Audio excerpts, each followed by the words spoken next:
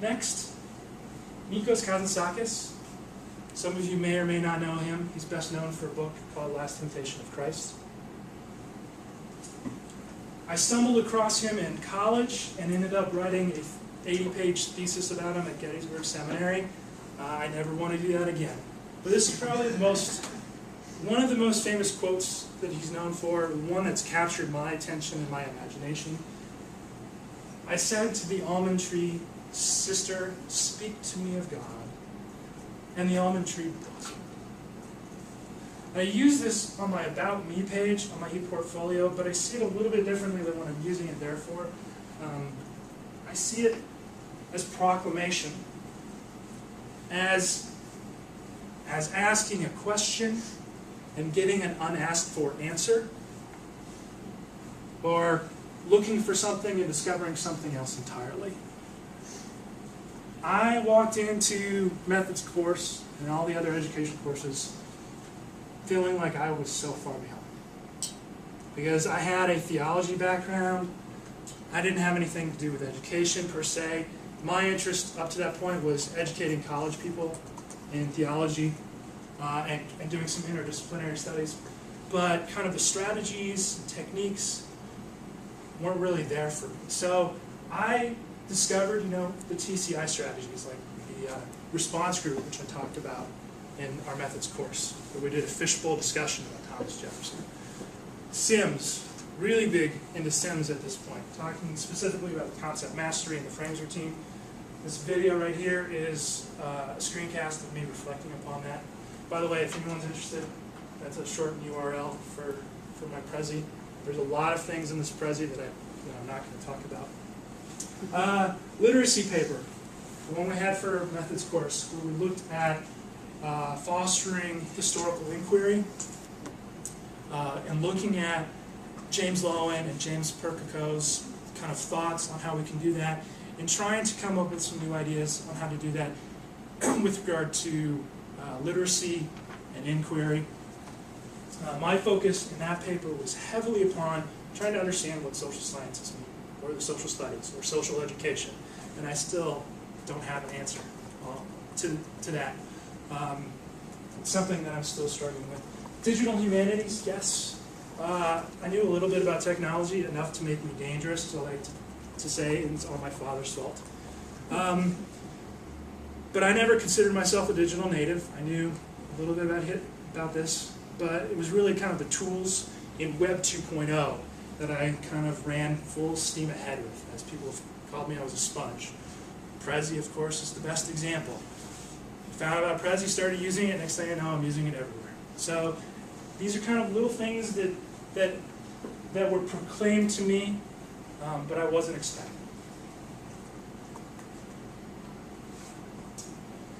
Next, we move on to Constantine Peter Cavafy, who wrote an extended poem called Ithaca, which is about another way of talking about the Odyssey. And this is the last 3 lines. And if you find her poor, Ithaca hasn't deceived you. So wise you have become, of such experience, that already you'll have understood what these Ithacas mean. And I think this is pretty much the metaphor that describes this, the idea of the journey, the idea of the ever-elusive Ithaca, the changing destination. Now look at this in 2 parts.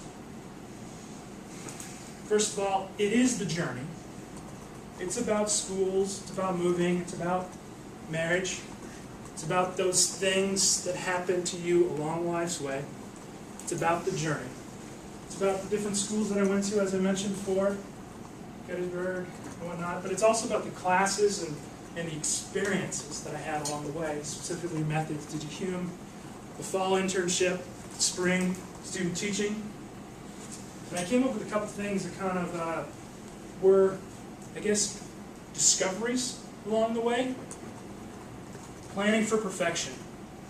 Lesson plans were very much a new thing to me. And I often found myself over-planning.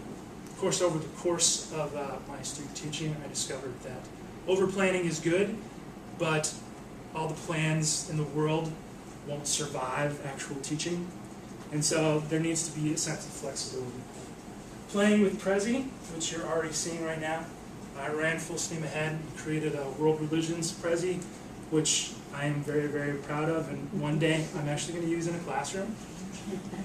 Digging into Digo, this is my digital humanities project, using Digo as an aggregator of information for research. The hope had been to kind of transfer it back to study notes or studying skills. Didn't quite get there, but I'll talk about that in a little bit. Covering concepts, the Sims. I'm a big fan of the concept mastery and giving students a chance to come up with their own understandings, their own definitions. Surprised by 7th graders, not unlike Margaret, I was scared of middle schoolers. And you know what? They're not scary at all. In fact, they're a lot of fun. They're challenging in different ways than high schoolers.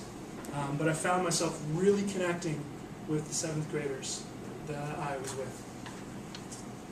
Reprising responsibilities. Behavior management, classroom management was a concern of mine walking into middle school because I knew two things. Number one, that I needed it for a middle school environment, I think more than a high school environment. And number two, my CT had certain expectations of the class. And I didn't like what he was doing per se. It wasn't me. It worked for him, it just didn't work for me.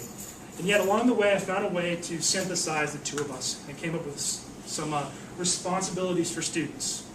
I split the class in two. One side was the majority, and the other side was the minority.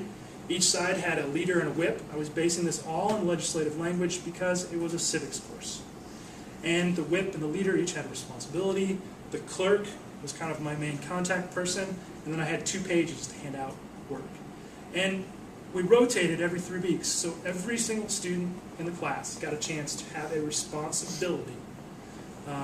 And they really took, some of them took to it more than others, but they got excited about it nonetheless when they got to move and see what everybody else was doing.